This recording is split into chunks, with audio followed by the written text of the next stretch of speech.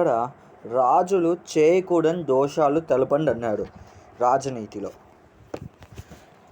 ఇక్కడ 14 ఉన్నాయి. రాజు చేయకూడని దోషాలు: అసత్యమారడం, ఎక్కువ సోమరితనంగా ఆలోచించడం, ఇంకొకటి వచ్చేసి సోమరిపోటుతనంగా ఉండడం, ఇంకొకటి వచ్చేసి అదేమంటారు ఎక్కువ ఆలోచించడం ఒకటి. ఇంకొకటి ఇంకొకటి వచ్చేసి దాన్ని ఏదో అంటారే, మంచి పనులను చేయకపోవడం, మంచి కార్యాలను చేయకపోవడం. ఇంకొకటి వచ్చేసి ఐదవది వచ్చేసి ఆసక్తి. ఇంకొకటి వచ్చేసి దాన్ని ఏమంటాడు, మంచి వాళ్ళతో డిస్కస్ చేయకపోవడం, మంచి వాళ్ళతో కార్యాలోచన చేయకుండా ఉండడం, అంటే మంచి ఆలోచనలు చేయకుండా ఉండడం.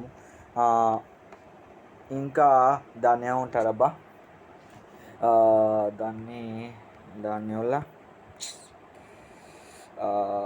అదే అబ్బా లగ్నం అవడం, ఆలోచనలో లగ్నం అవ్వకుండా ఉండడము. ఇంకా స్త్రీలు